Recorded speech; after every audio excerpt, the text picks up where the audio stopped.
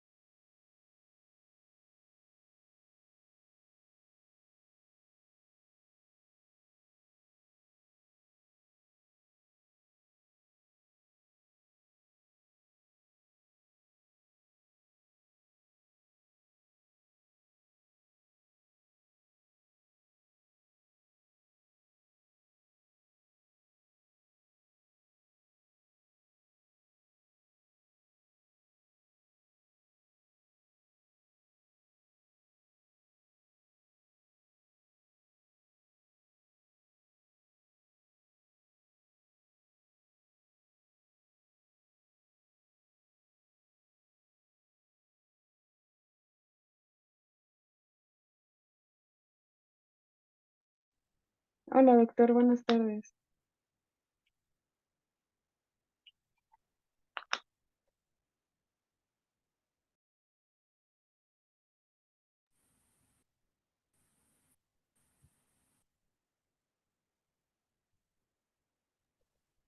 Hola, buenas tardes. ¿Sí me escucha?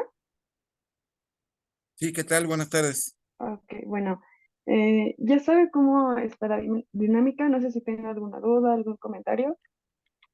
No, supongo que me presentan y Sí. comienzo. ¿Y cuánto tiempo es? 1 hora de plática y la sesión de preguntas, por favor. Ok, muy bien. Bueno, entonces a las 6 doy acceso a los participantes y O bueno, sea, ya casi. después les cedo la palabra, sí, ya en unos minutos. Mientras voy a Bueno, apagar cámaras y micrófonos. yo también. ¿Sí? Gracias, doctor.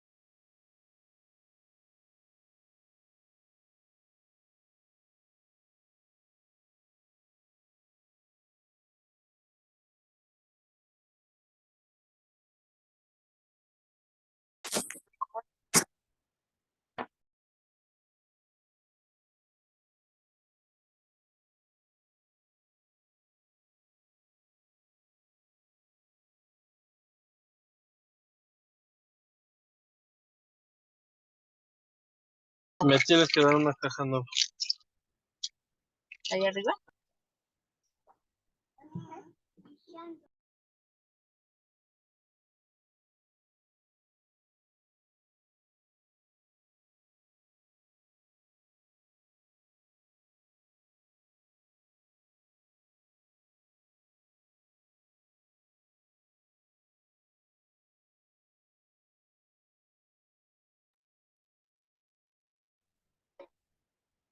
Buenas tardes. Vamos a dar inicio a la sesión del día de hoy. Bienvenidos, gracias por estar aquí acompañándonos. Ya tenía un rato que no nos veíamos, pero estamos de regreso con las conferencias. Antes de iniciar, voy a dar unas indicaciones para los que no nos conocen. A las 7 en punto voy a compartir un enlace, es de asistencia. Es por favor muy importante que ingresen y que llenen ese formulario para que puedan recibir su constancia. La constancia se les hace llegar en un plazo de 7 días hábiles, por favor, para que sean pacientes. De igual forma, les comento que si quieren tener su cámara prendida, no hay ningún problema. Solamente les encargo muchísimo que mantengan sus micrófonos apagados para que evitemos alguna interrupción para el ponente. De igual forma, si quieren hacer alguna pregunta o algún comentario, pueden escribirlo en el chat para darle lectura al final de la conferencia y que el doctor nos pueda responder. Y ahora sí, para los que no conocen al doctor Monroy, les voy a hablar un poquito sobre su currículum. Vamos a empezar. Él es el doctor José Francisco Monroy López. En su formación académica es médico veterinario zootecnista por parte de la Facultad de Medicina Veterinaria y Zootecnia de la UNAM. Es maestro en ciencias veterinarias por parte de la misma facultad y tiene un diploma de especialidad en One Health obtenido en la University of Copenhagen de Dinamarca. Actualmente es profesor definitivo del Departamento de Medicina Preventiva y Salud Pública de la misma facultad, en donde labora ya desde hace 39 años e imparte asignaturas a nivel de licenciatura y posgrado. Es presidente del Colegio de Profesionales en Medicina Veterinaria y Zootecnia de la Ciudad de México y en CONASA, donde forma parte desde el 99, es vicepresidente, coordinador de los comités de vigilancia epidemiológica y de inocuidad de los alimentos. Es miembro de los comités de vigilancia epidemiológica, salud y producción acuícola e inocuidad de los alimentos. También es miembro de la Asociación Nacional de Médicos Veterinarios, especialistas en acuacultura, coordinador académico del Diplomado Virtual de Epidemiología Veterinaria que imparte la Universidad Autónoma de Zacatecas con la Federación de Colegios y Asociados de Medicina Veterinaria y Zootecnia de México. Es consultor y asesor en análisis de riesgo, vigilancia epidemiológica e inocuidad alimentaria.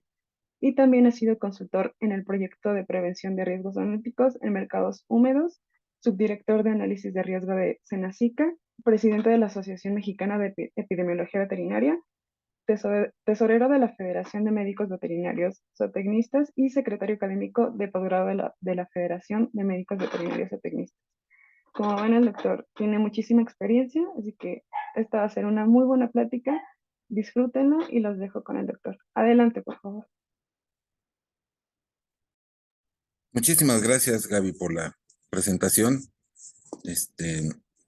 Nada más aclaro, no soy José, soy Jorge, pero me pueden decir Paco Monroy, como todo el mundo me dice, y está bien.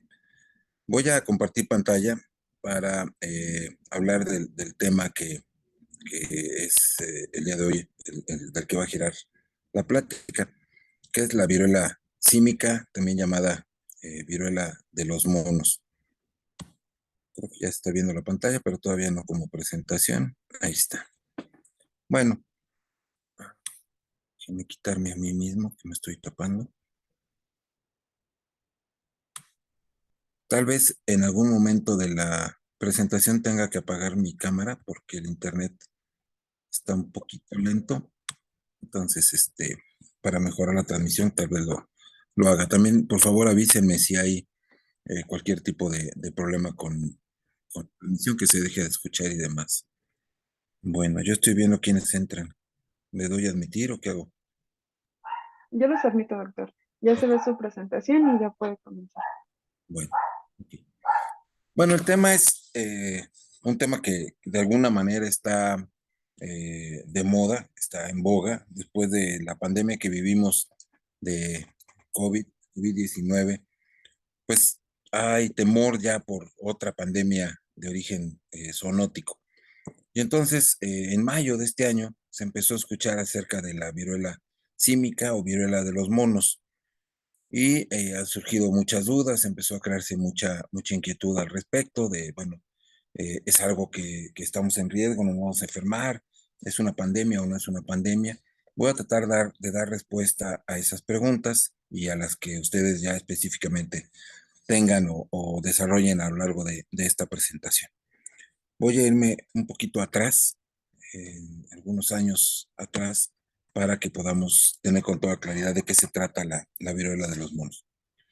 El primer antecedente que tenemos con respecto a viruelas, son varias enfermedades llamadas viruela, pero digamos que la primera, la más conocida, la más famosa es la viruela humana, y de esta se tiene noticia desde hace muchísimos años, desde hace más de 2000 años, por ahí del siglo III antes de Cristo, ya se tiene documentado el primer caso de lo que parecía ser viruela. Vemos en el rostro de esta momia, que es Ramsés V, todas las marcas que dejaba esta enfermedad, que ya fue erradicada, ahorita vamos a ver cómo, pero que es la viruela humana. Es decir, sabemos que la viruela ha estado conviviendo con nosotros o que nosotros hemos estado conviviendo con la viruela desde hace por lo menos 2300 años.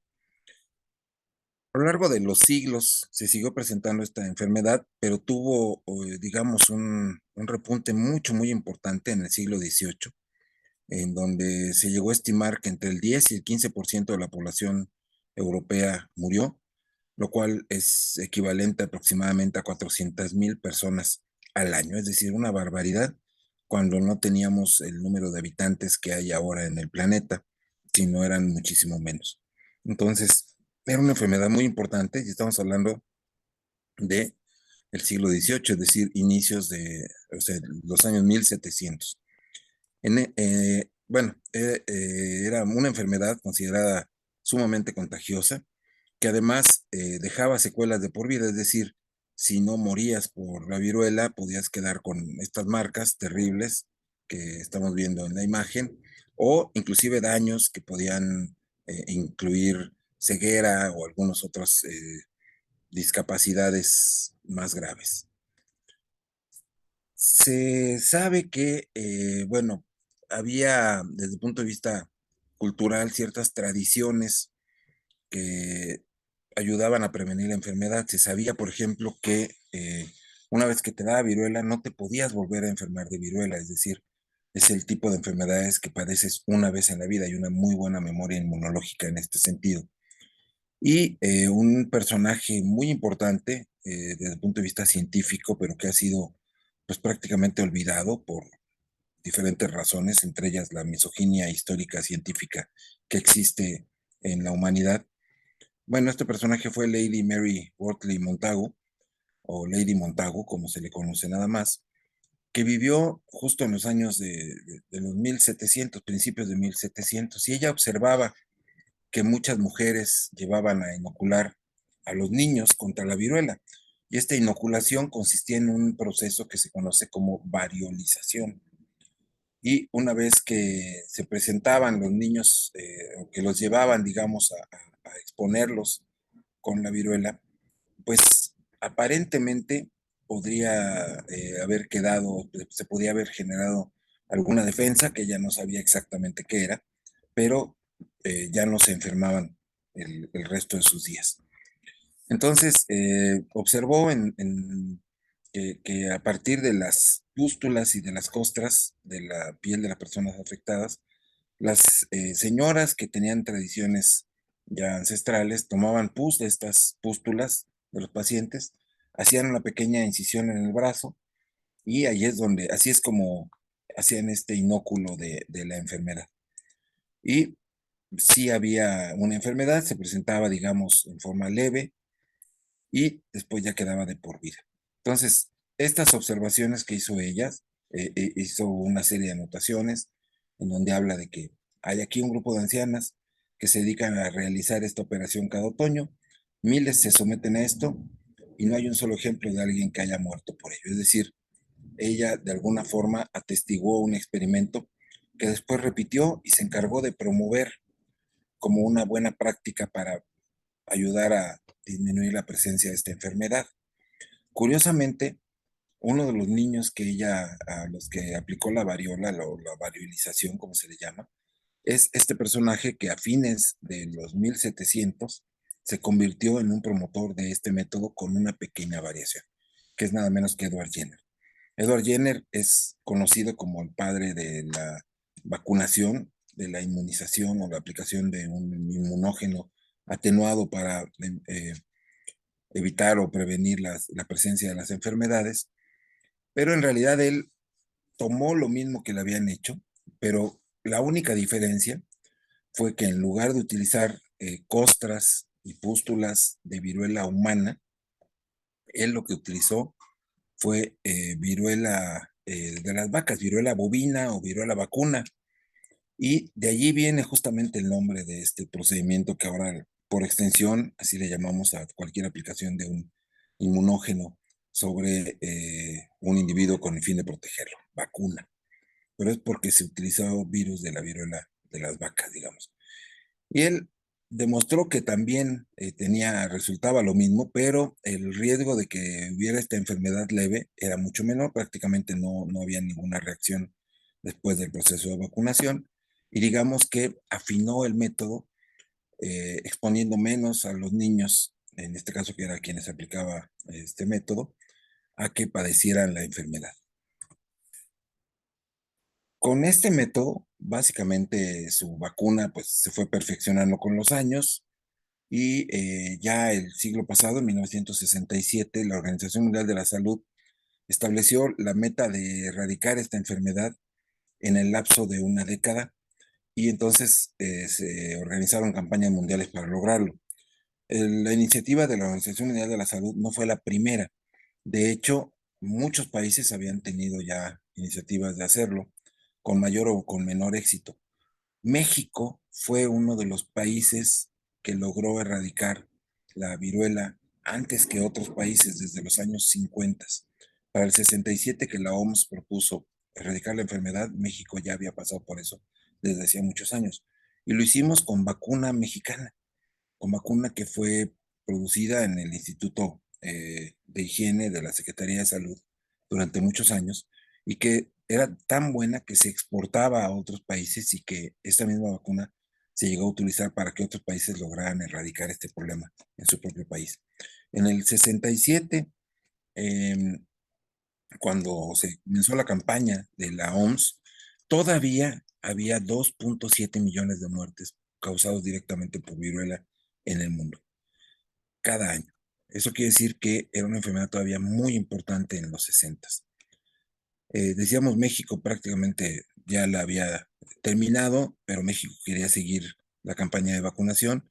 Sin embargo, la OMS recomendó que los países que ya no hubieran tenido casos en 5 años suspendieran la vacunación.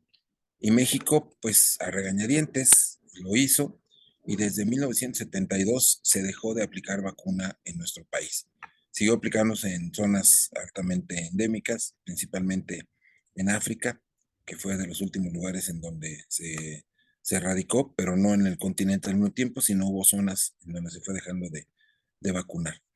La meta se alcanzó para el año de 1977. En el 78 hubo solamente un caso por ahí aislado, pero se declaró ya oficialmente al mundo como libre por primera vez de una enfermedad infecciosa, la viruela. La viruela fue la primera y única enfermedad de humanos que ha sido erradicada del mundo. Ojo, también hay una enfermedad erradicada, hay otra enfermedad erradicada que es de animales, que es la peste bovina. Solamente hay dos enfermedades, entonces, en el mundo que se han erradicado, una en poblaciones animales, que es la peste bovina, y la otra en humanos, que es la viruela de los humanos. Bueno, hasta ahí llegamos, digamos, con viruela humana. Y vamos ahora a una variante o a un virus muy parecido que pertenece a la misma familia de los ortopoxvirus, que es la viruela del mono. Eh, la historia de por qué se llama viruela del mono es curiosa. El brote, este es el artículo mediante el cual se informó al mundo de la existencia de una viruela de los monos.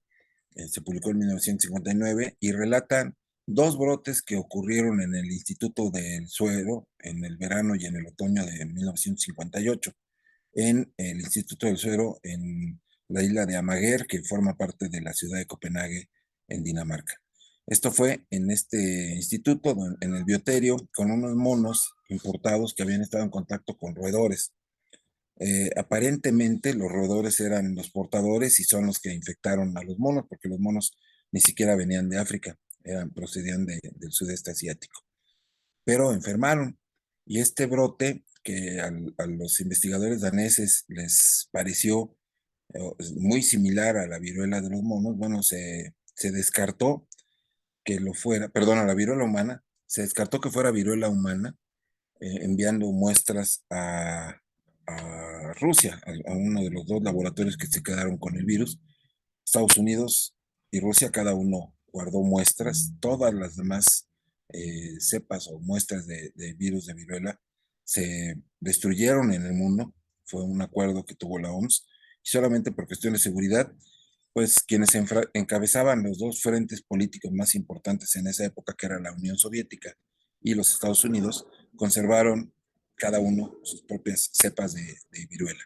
Entonces, en la URSS estaba un laboratorio de referencia de la Organización Mundial de la Salud, se mandaron para allá las muestras y se determinó que era un virus diferente, al cual se le llamó viruela del mono, a pesar de que los monos no son el reservorio principal de esta enfermedad.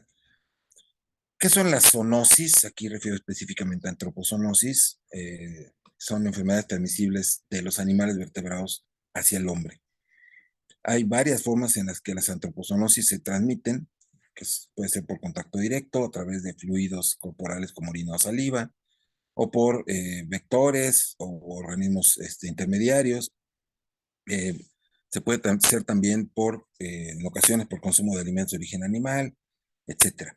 No es el caso de viruela del mono, es decir, viruela del mono no se puede transmitir de todas estas formas, pero lo mencionamos porque siempre existe un riesgo potencial de que estas pudieran ser vías de transmisión.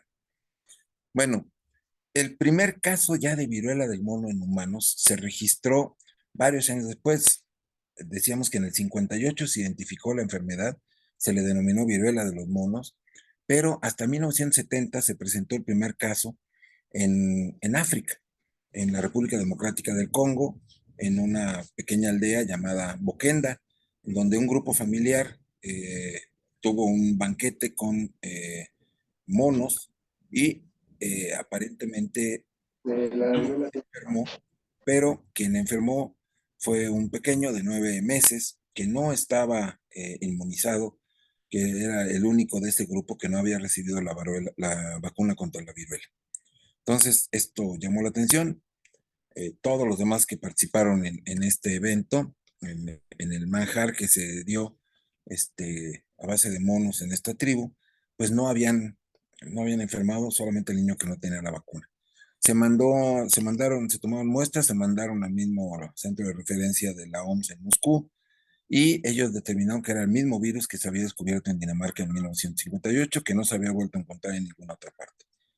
Entonces, vemos aquí que hay cierta relación entre los virus, puesto que hay aparentemente algo de inmunidad, puesto que las personas que habían sido vacunadas, pues no se enfermaron, y el niño de 9 meses que no había recibido vacuna, porque ya se había suspendido la vacunación porque estábamos en erradicación, pues fue el único que enfermó de la viruela del mono en ese grupo, en esa pequeña localidad de la República Democrática del Congo. Bueno, ya después de esa fecha se empezó a registrar, después de los 70, en diferentes periodos se empezaron a registrar brotes de la viruela del mono en África, principalmente en la República Democrática del Congo, pero en toda la cuenca del mismo río, del río Congo, y en África Occidental se llegó a presentar esta enfermedad. El brote más importante que se tiene registrado en estos países es entre 1996 y 1997. Sin embargo, a pesar de que es una enfermedad endémica que llega a causar mortalidad, particularmente en la región oriental, en Sudán, que es donde se presenta una variedad, un clado, le llaman, que es más virulento que el otro, está en esta zona oriental y ahí hay una tasa de mortalidad que puede ser de letalidad que puede ser hasta el 10 a 15%, mientras que el clado o la variedad, digamos, que está en toda esta zona, en centro-occidente de África, es mucho más leve, afortunadamente prácticamente no tiene mortalidad. Vemos que a pesar de que se presenta esto en este mapa de la Organización Mundial de la Salud acerca de brotes importantes entre el 98 y el 2003, no hacen la más mínima mención de esta enfermedad. Hablan de virus del oeste del Nilo, de E. coli, de SARS, que lo vemos por aquí, que es el hermano mayor de SARS-CoV-2, el causante de COVID, pero hantavirus y otros Hendra y demás, pero no se menciona absolutamente nada del virus de la viruela del mono. ¿Cuál es la causa de esta enfermedad? Bueno, el agente causal es decíamos, ortopoxvirus, muy parecido al de la variola, que es el que causa la viruela en los humanos, la viruela humana, y también al virus de viruela bovina, llamado vaccine, digamos, que es con el que se aplica la vacunación, con el que se erradicó la enfermedad. Hay inmunidad cruzada entre estos virus a pesar de que son especies diferentes, no solamente variedades, sino especies diferentes. Curiosamente son virus DNA. Los virus DNA tienen doble cadena y eso hace que sean muchísimo más estables y que tengan un potencial mucho menor para mutar que los RNA o ARN, como se les conoce. Los coronavirus, por ejemplo, son virus ARN y por eso tienen una capacidad muy alta de mutar. Por eso estamos constantemente con que ya hay otra nueva variante, que si alfa, omega, omicron y demás. Y en el caso de viruela de los monos y la viruela humana y la de los bovinos, realmente no son cepas que estén variando, es básicamente la misma enfermedad. Por eso fue relativamente fácil erradicar la viruela humana, porque se estaba peleando contra un solo agente que no cambiaba, que no mutaba. Es parecido, decimos, el agente que causa la viruela de los monos, pero es muchísimo menos patógeno, o digamos menos virulento, mejor dicho. Y lo que se ha observado es que desde que se erradicó la viruela humana, parece que el nicho ecológico que dejó vacío la viruela humana está siendo llenado por el virus de la viruela de los monos. Es, decíamos, muy parecido el cuadro, pero mucho más leve. Bueno, ¿cómo se da la transmisión? Que es una de las preguntas que con mayor frecuencia nos hacen y si me voy a enfermar porque me subo al metro y tomo un pasamanos y qué tal si alguien con la mano virulenta tomó ahí y entonces yo ya me contaminé, etcétera, ¿no? Bueno, sí es posible. No podemos decir que no es posible, pero el riesgo es muy bajo, es decir, la probabilidad de que eso ocurra es extraordinariamente baja. El riesgo más alto es al estar frente a frente con una persona que está infectada. Y este frente a frente es un riesgo mucho más alto si esas personas se encuentran desnudas. ¿Por qué? Bueno, pues podemos ver la cantidad de lesiones que tiene en la piel esta persona. Entonces, al romperse estas posturas, pensemos en enfermedades que producen este tipo de lesiones exantemáticas. Pensemos en varicela, pensemos en sarampión. Justamente cuando se revientan estas pústulas, los virus se liberan y es cuando tienen mayor probabilidad de infectar. En la medida que tenemos nosotros la piel desnuda y si con mayor razón tenemos alguna pequeña herida, bueno, la probabilidad de que la piel ingrese, perdón, el virus ingrese es mucho más alta. Entonces, ¿qué quiere decir esto? Debe de haber una relación sexual para que se dé la enfermedad, porque esa es otra pregunta que dice, ¿es una enfermedad de transmisión sexual? No es una enfermedad de transmisión sexual, pero se transmite durante el sexo. Entonces podríamos decir, bueno, entonces sí es, pues no, porque durante el sexo también se puede transmitir COVID, o se puede transmitir algunas parasitosis, depende del tipo de sexo que tenga cada quien, pero no son enfermedades de transmisión sexual. ¿Por qué? Porque no se van a controlar con un condón. Es decir, si una persona piensa que pues, me pongo un condón y puedo meterme con quien quiera y no me va a dar la viruela del mono, está equivocado. porque la transmisión es por contacto con la piel. Pudiera inclusive no haber sexo como tal, como lo entendemos. Perdón que lo diga llanamente, estamos entre médicos, creo, y podemos hablarlo y decirlo así. Pero aunque no haya penetración, al haber contacto piel a piel, hay un riesgo alto de transmisión. Al haber besos, hay un riesgo alto de transmisión. ¿Por qué los besos? Bueno, las lesiones las vemos en la piel, pero también en las mucosas se presentan lesiones que a veces son imperceptibles y entonces el virus puede estar saliendo y justamente por eso se transmite también por saliva y por otros fluidos en donde hay mucosas que provienen de donde están las mucosas. Entonces, besos, besos húmedos principalmente, eh, contacto piel a piel, incrementa el riesgo de transmisión.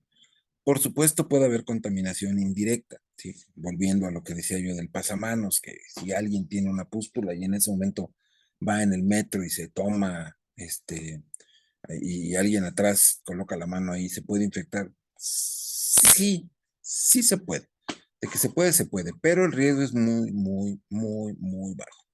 Lo mismo la ropa, por ahí me preguntaban en otra plática que si la ropa de paca podía ser un riesgo. La ropa de paca es un riesgo de un montón de cosas.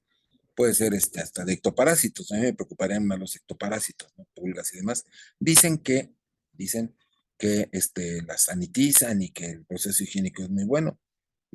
No lo sé, pero de que hay riesgo de transmisión de enfermedades en general a través de esa ropa, pues lo hay. Ahora, el virus tiene capacidad de sobrevivir en esa ropa y podemos contaminar. Bueno, otra vez, el riesgo más alto es por contacto, pero no es una enfermedad que se transmita con la misma facilidad que COVID. Ese es algo que nos debe de quedar claro. Entonces, sí, se puede por otras vías, podría ser hasta alimentos contaminados. De hecho, vimos que el primer caso registrado en humanos en esta pequeña aldea en África eh, fue por consumo de alimentos de animales que estaban contaminados y al comerlos durante la manipulación, etcétera, se infectaron. Entonces, bueno, sí se puede transmitir por alimentos, sí se puede transmitir de forma indirecta a través de ropa y de superficies, fomites, como se les llaman, superficies contaminadas.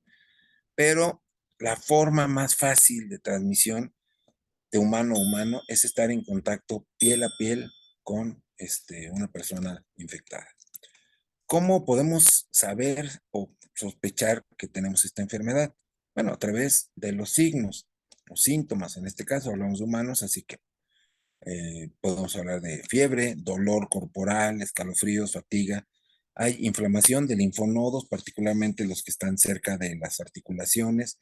Recordemos que son filtros del sistema linfático en donde se trata de acumular al virus para retenerlo, para evitar su diseminación al resto del cuerpo. Y entonces son sitios que están altamente inflamados porque hay una gran actividad celular tratando de destruir a estos invasores y esto duele.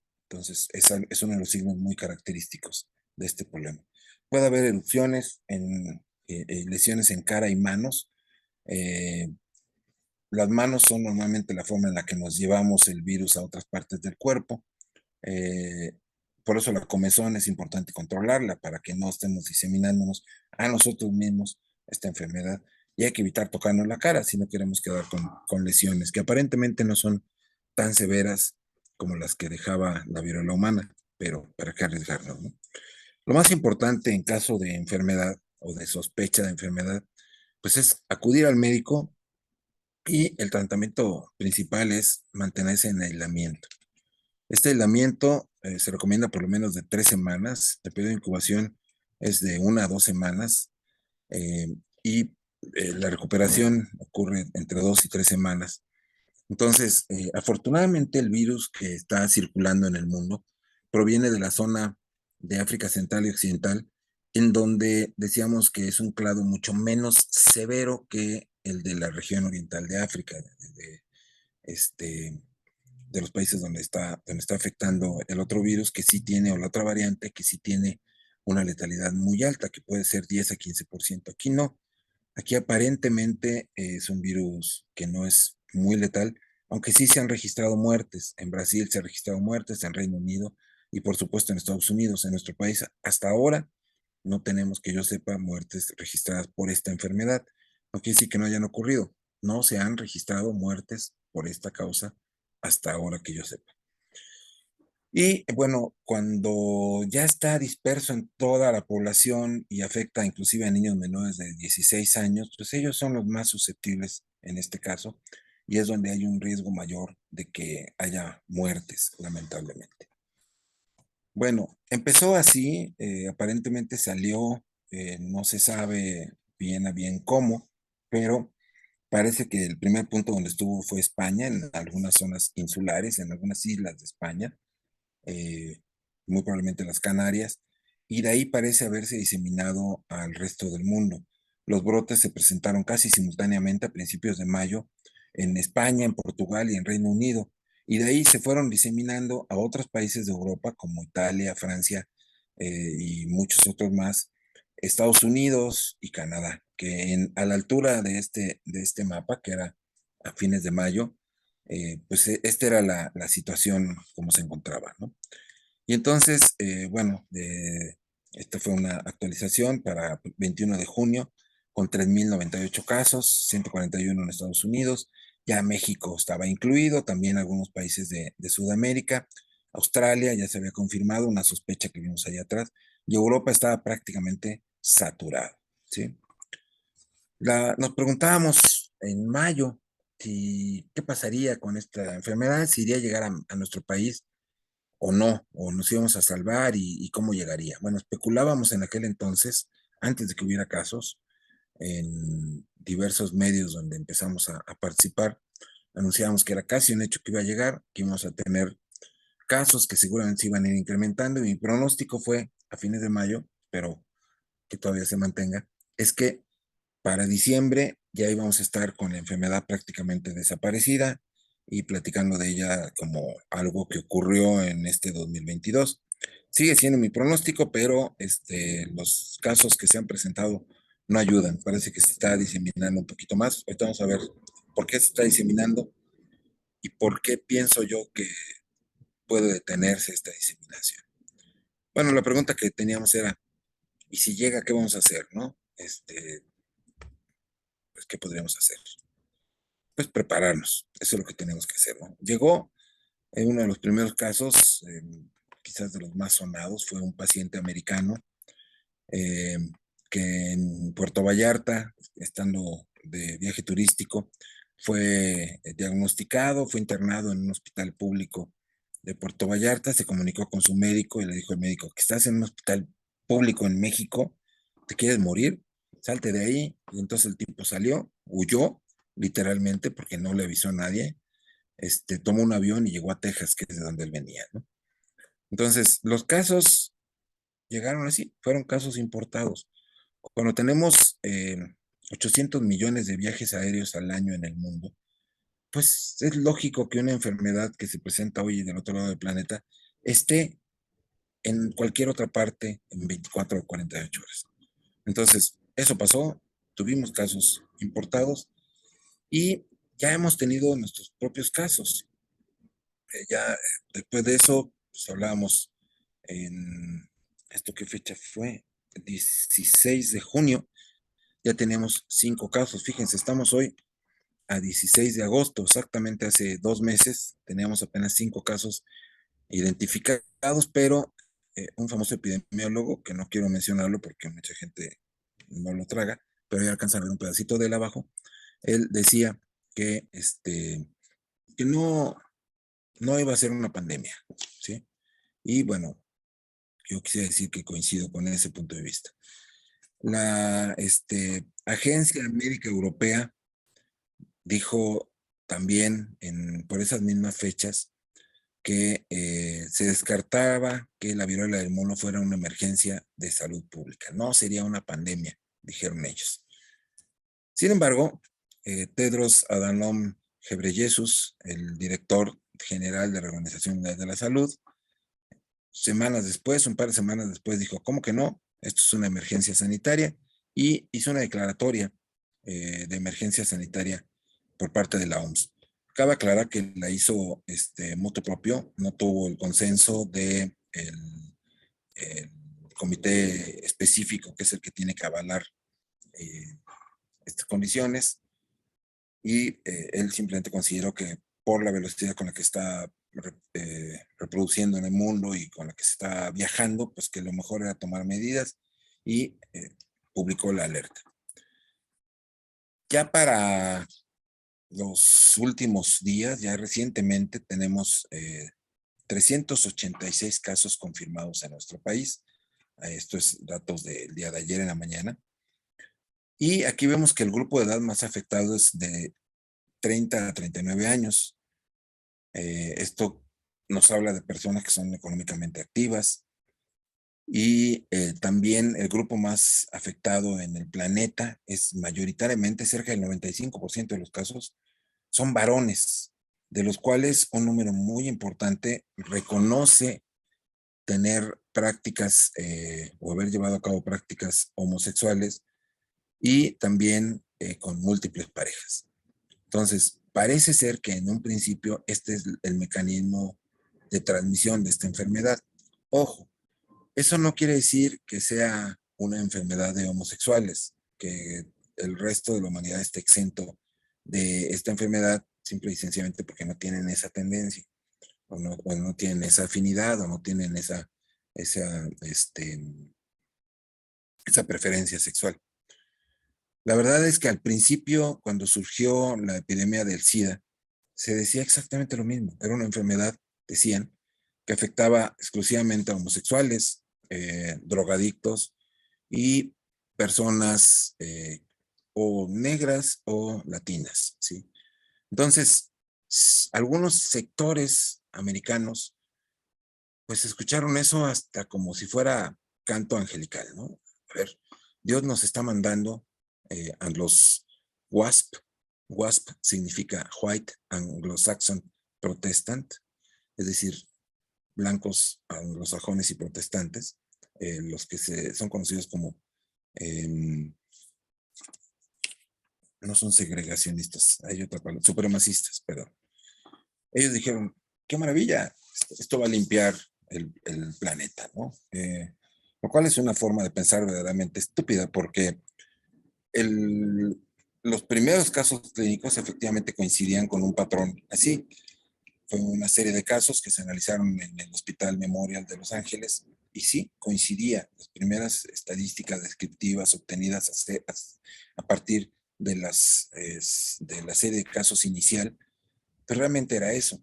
Pero se les olvida que, bueno, hay gente con doble vida, no solamente hay homosexuales, hay bisexuales, hay quienes también tienen un matrimonio formal con una mujer y pronto se vio que en realidad están con un riesgo mucho más alto de enfermar las amas de casa que las prostitutas, porque las prostitutas, al ser su profesión, pues se cuidan, mientras que las amas de casa, al tener relaciones con el marido, piensan que pues no tienen por qué protegerse sexualmente y empezaron a enfermar. Y entonces la enfermedad empezó a aparecer ya en todos los grupos etarios, independientemente de hombres o mujeres, y sigue siendo una pandemia muy importante en África y en ciertas regiones de Asia, y todavía en nuestro país es una enfermedad que sigue transmitiendo, a pesar de que se rompieron una serie de paradigmas y de que se empezaron a hablar abiertamente ya de la protección sexual, del condón, de que es mejor que los jóvenes se eduquen sexualmente para que tengan sexo seguro y se protejan.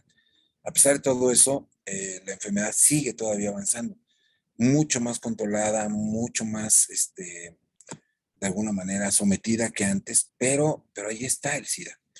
En el caso de la viruela del mono, es muy fácil caer en un error similar, pero es muy probable que la enfermedad se disemine, como ya está ocurriendo en algunas partes, hacia otros grupos que no respondan a este perfil que yo acabo de mencionar.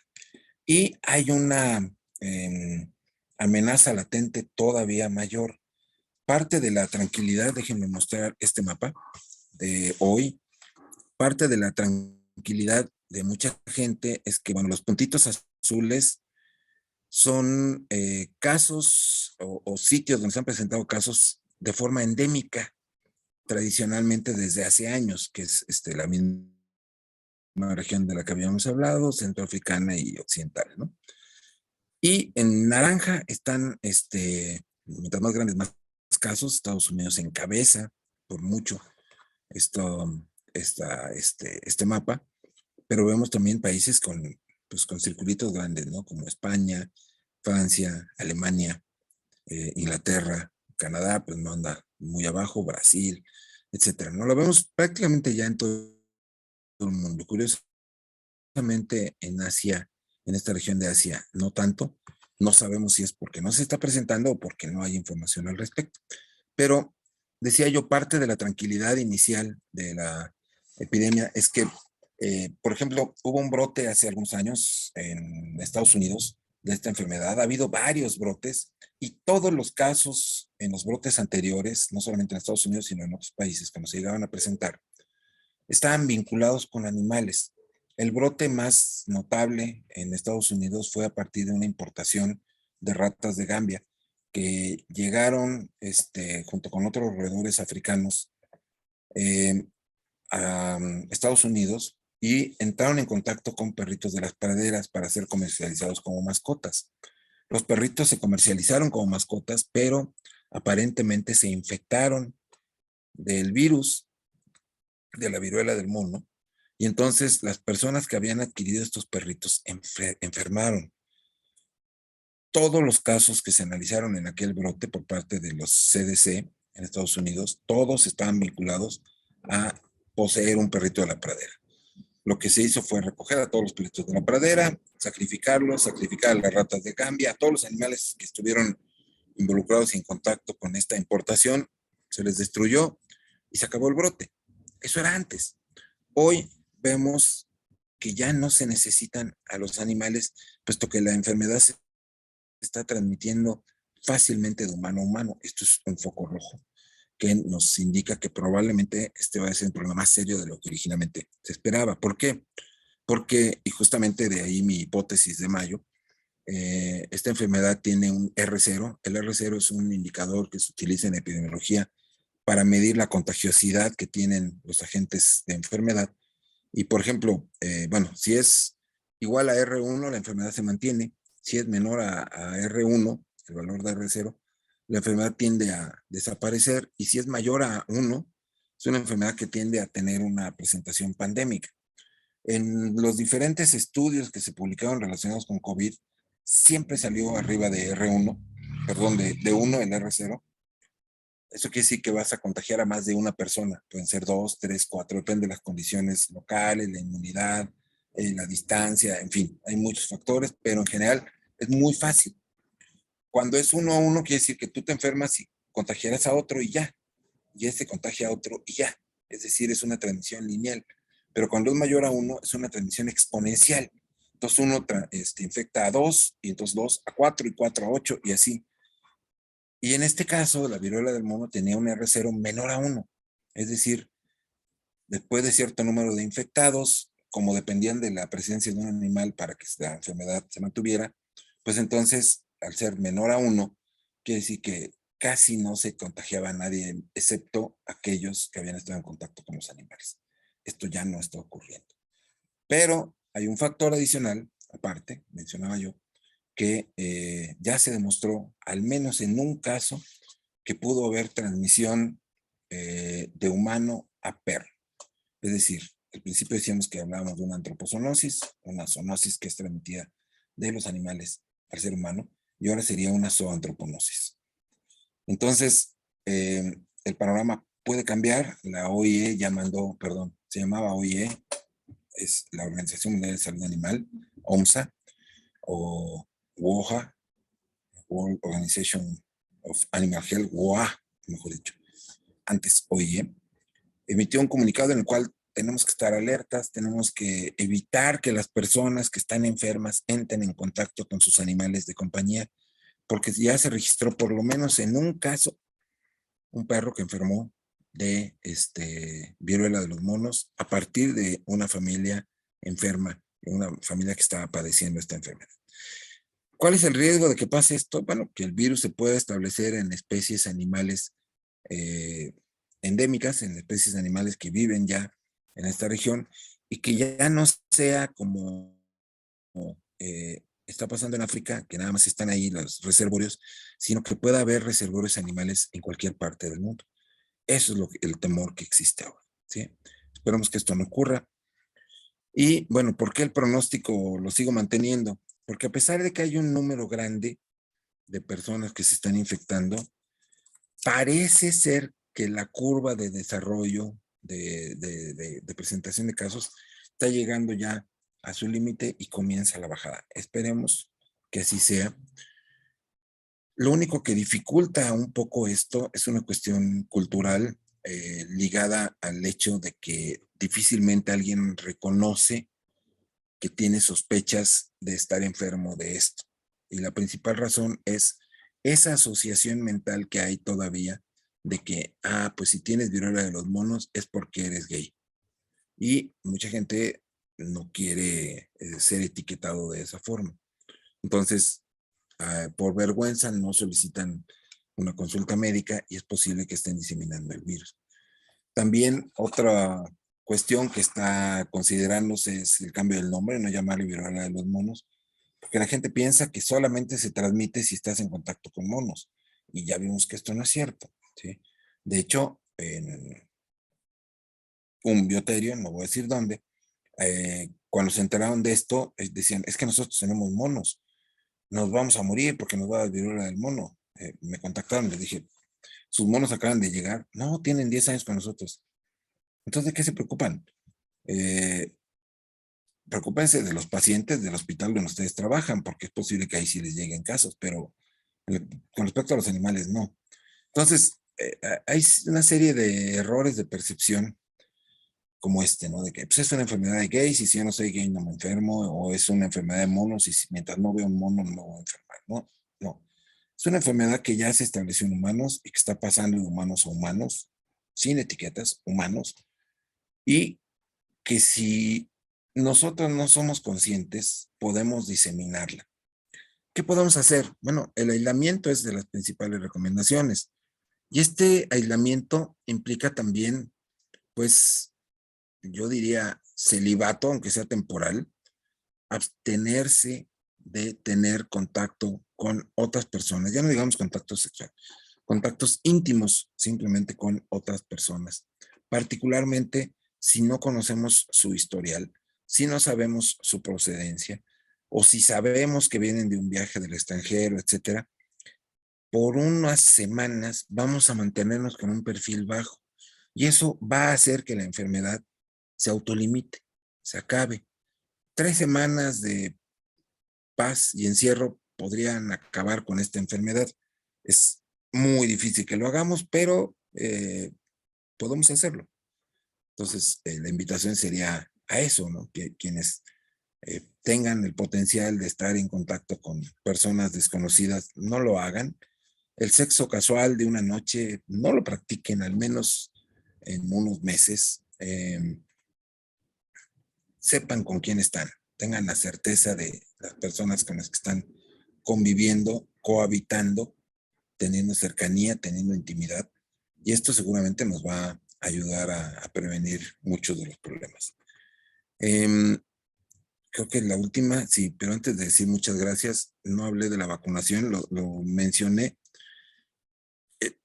digamos, de pasadita. Iba a poner una diapositiva sobre vacunación y se me olvidó, pero entonces lo menciono ahora. La vacuna contra la viruela humana sirve, tiene un potencial de protección cercano al 85% aparentemente, y ya se está recomendando su uso en algunos países. Estados Unidos tiene reserva de vacuna para vacunar a toda su población.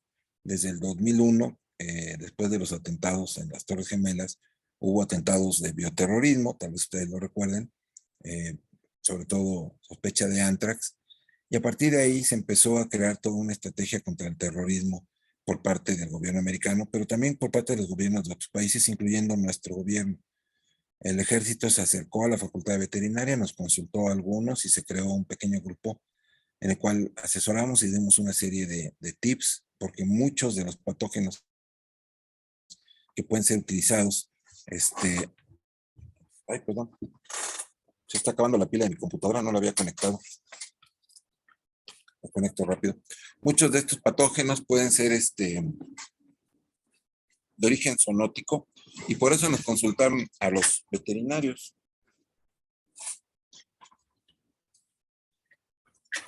Perdón, se atoró el cable.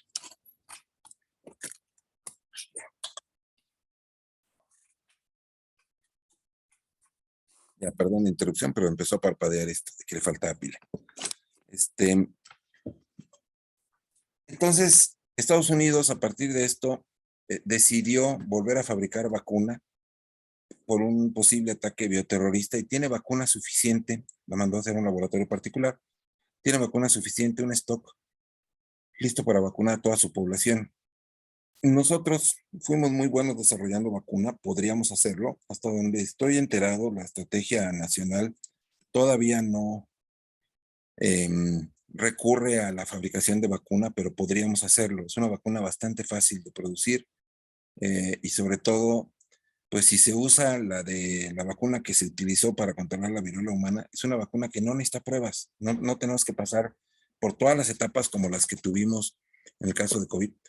Pues ustedes recuerdan que nos pusieron vacunas todavía en fase 3 experimentales y ahora no. Podríamos usar vacuna totalmente probada, simplemente nueva, de fabricación nueva, para prevenir el problema. Pero el número de casos, estamos hablando de menos de 400 casos en México. Hace que no sea operativo pensar en una vacunación masiva. Se tendría que aplicar, si se aplica vacunación en forma estratégica. Es decir, ¿a quién? Al personal de riesgo. ¿Quién es el personal de riesgo? Médicos, principalmente, ¿sí? De todo el sector salud, médicos, enfermeras, recepcionistas, el sector salud que están expuestos a que la gente llega sin ningún tipo de precaución, a pedir una consulta y que ya hasta que están dentro en el consultorio avisan que, es que creo que tengo viruela del mono, ¿no? Y mientras probablemente ya estuvieron en contacto con todo el personal y los expusieron. Entonces, ese personal, si se aplica vacuna, se tendría que vacunar a ellos. También personas que sepan que por sus hábitos se encuentran en riesgo. Pudiera ser, esto ya en otros países se está haciendo. Y lo que se podría hacer sería usar la vacuna sobre brote, como ya se hizo con sarampión hace algunos años que tuvimos brotes de sarampión procedentes de Francia en plena Colonia del Valle, una familia que venía de allá, resulta que nosotros ya no tenemos sarampión, y entonces México empezó a vacunar, pero ahí, en esa zona, en una vacunación muy al estilo veterinario, como cuando tenemos enfermedades exóticas, es el mismo caso. Entonces, en el foco donde ocurrió la enfermedad, se establece un área focal, un área perifocal, una zona de amortiguamiento, y se hace una vacunación en anillo de afuera hacia adentro para inmunizar a toda la población que tenga un contacto potencial con quienes viven en esa zona, ¿no? Es una barbaridad en una ciudad donde, pues en esa misma colonia pasan 2 rutas del metro y quién sabe cuántas de metrobús y demás, pero bueno, se hizo y se controló. Entonces, algo así podría hacerse en caso de que hubiera brotes aislados en algunas zonas, ya como brotes, o sea, un número importante de casos, pero hasta ahora, hasta donde sé, pues todavía se está trabajando en eso. El INDRE, desde que se tuvo noticia del primer caso, empezó a desarrollar diagnóstico y se tienen pruebas diagnósticas mexicanas ya de muy buena calidad, que son las que se están usando, y las vacunas también se podrían desarrollar en caso de que el gobierno así lo decidiera. Creo que estos eran todos los temas que yo quería abordar, más los que ustedes gusten y manden a través de sus preguntas. Muchas gracias. Les dejo mis correos. Son mis iniciales: J de Jorge, F de Francisco, M de Monroy, L de López, @unam.mx, y Monroy con una sola R y con Y, así se escribe, 1959, que es el año de la cosecha, @gmail.com. Pues yo les agradezco mucho y quedo a su disposición para las preguntas y dudas que hubiera en este sentido. Bueno, muchísimas gracias, doctor. Yo sí tendría una pregunta en lo que se animan por ahí a escribir alguna.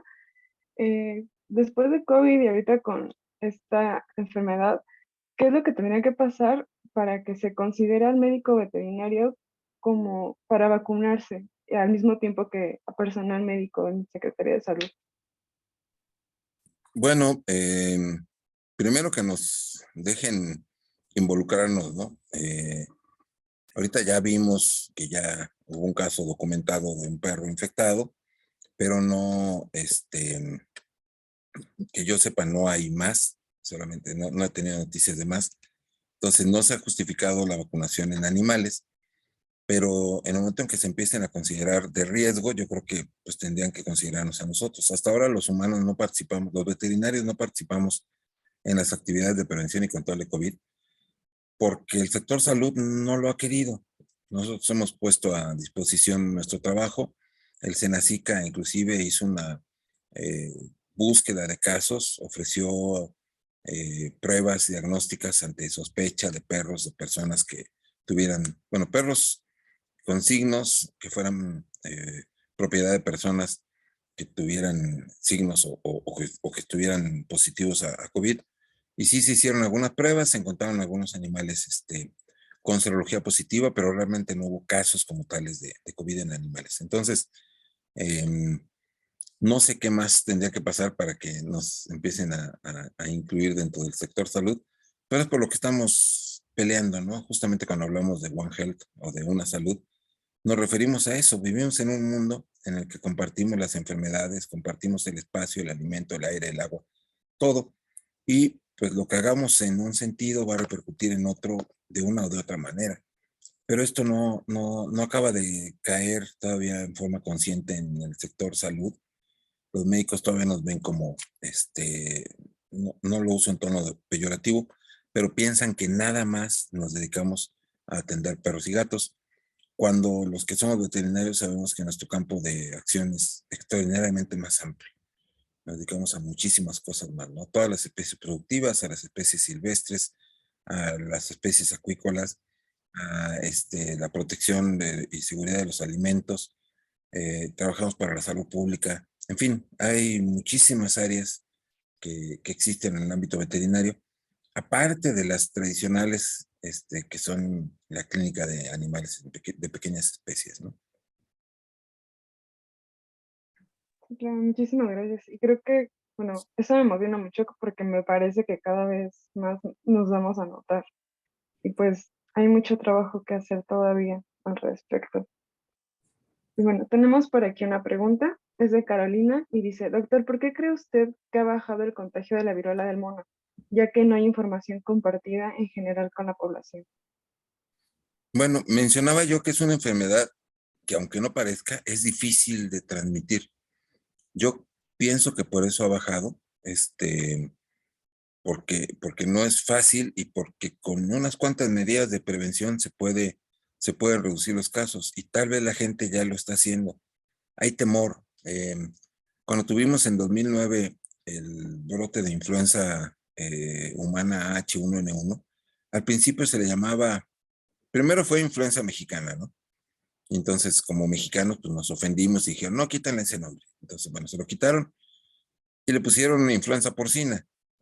Y entonces los porcicultores son los que se enojaron porque la gente dijo, o sea que si como carnitas me va a dar influenza. Y entonces bajó el consumo de la carne de cerdo, al menos en nuestro país, terrible, ¿no? Tuvimos que hacer un análisis de riesgo, en esa época estaba yo en esa área justamente en Senacica, para demostrar que no había un riesgo de infección al consumir carne de cerdo ni ningún producto de cerdo, no había riesgo de enfermar de influenza, ¿no? Pero hay esas creencias y esas creencias que pues a veces molestan, pueden tener un lado positivo. El lado positivo es que la gente tiene miedo y entonces se empieza a abstener de ciertas actividades y esa abstención es justamente a lo que yo me refería hace unos minutos, ¿no? Que tenemos que bajar el perfil en términos de contacto físico.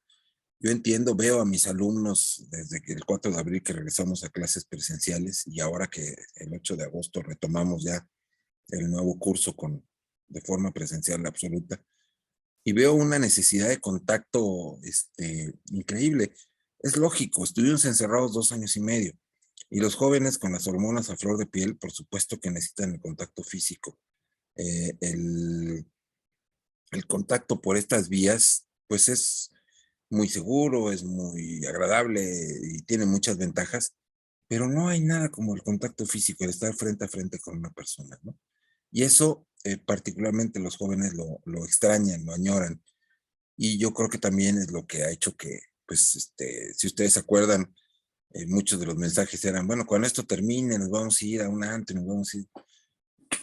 Y muchos decíamos, no, espérense, cuando esto termine hay que irnos poco a poco, con calma, no se trata de ya acabó, no.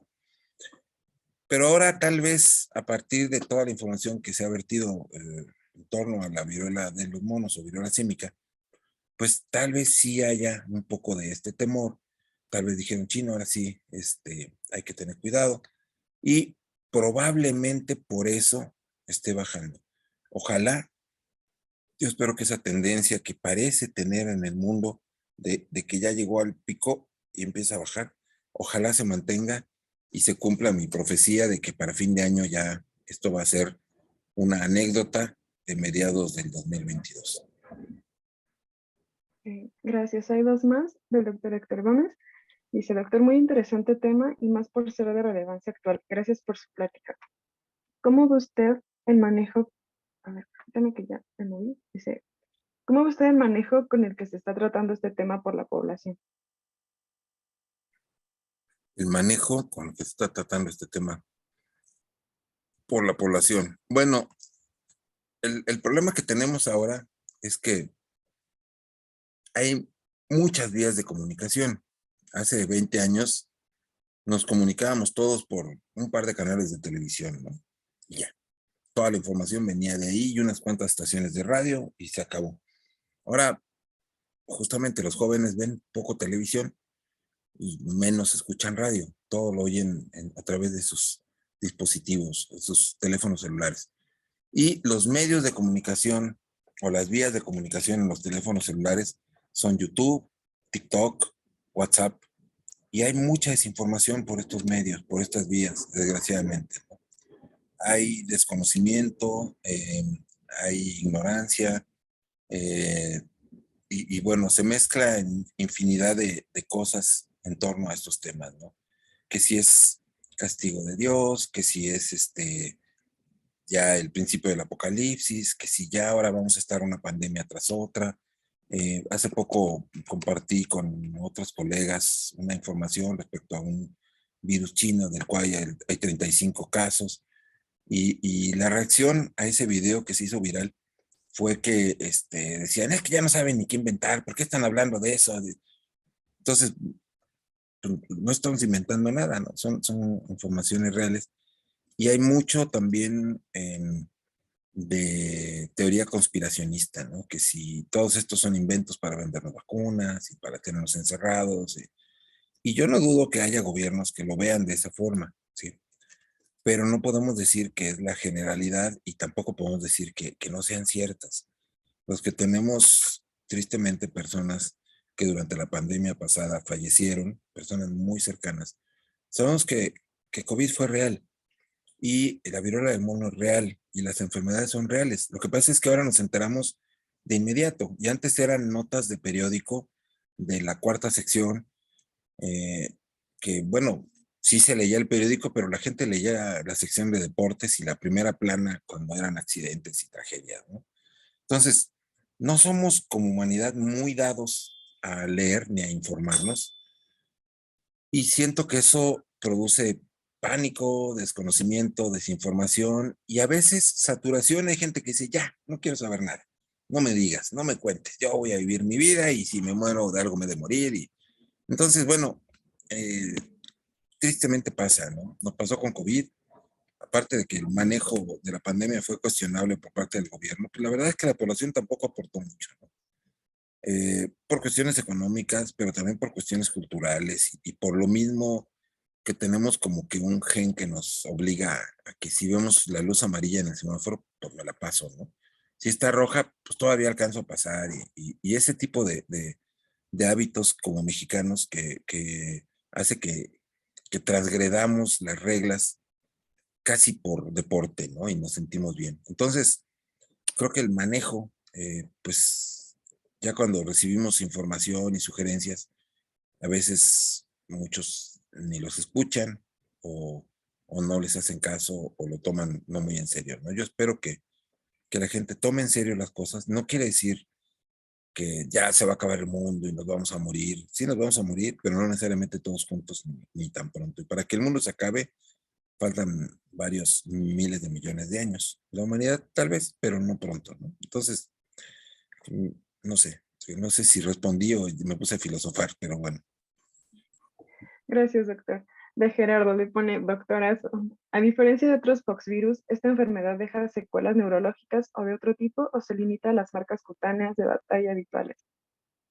Aparentemente queda más en piel, efectivamente, pero todos los poxvirus tienen el riesgo de producir secuelas en el sistema nervioso y de ahí es que pues, tiene la posibilidad de matar. Decíamos que el virus que está circulando en el mundo, fuera de África, parece ser la variante más leve y la mortalidad es muy contada. O sea, se sabe de un caso en Brasil, de uno no sé dónde, así, literalmente contados. Eso es muy bueno y esperemos que así se mantenga, eh, porque la mortalidad justamente ocurre pues, por múltiples factores.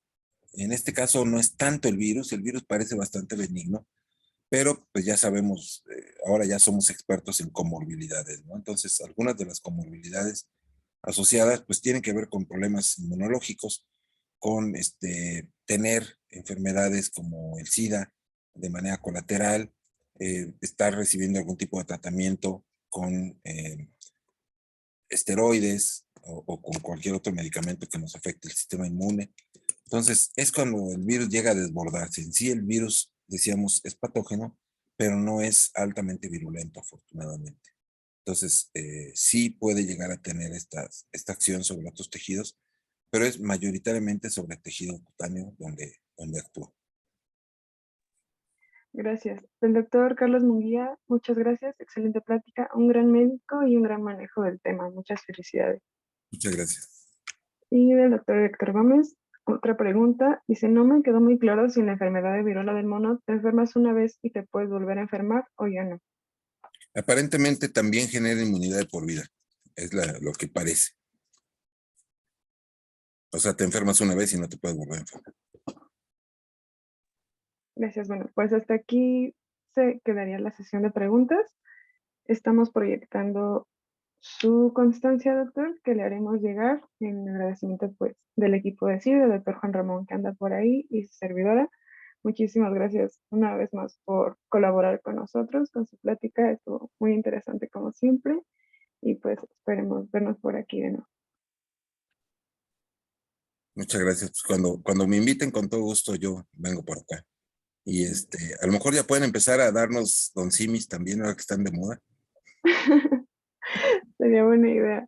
Y bueno, Bueno, igual, a quien haya entrado un poquito tarde o si llegaron a tener problemas de conexión para ver la plática, no se preocupen, les vamos a compartir la grabación y va a estar disponible durante 15 días. De igual forma, les comento que la constancia se las estaremos haciendo llegar en un plazo de 7 días. Cualquier duda, comentario, nos pueden contactar en redes sociales. Y aprovecho para hacerles la invitación para la siguiente conferencia, que es de abordaje de prurito en gatos con la doctora Paulina García Reyes. Entonces, nos estamos viendo. Que tengan una bonita noche y que estén muy bien. Hasta pronto.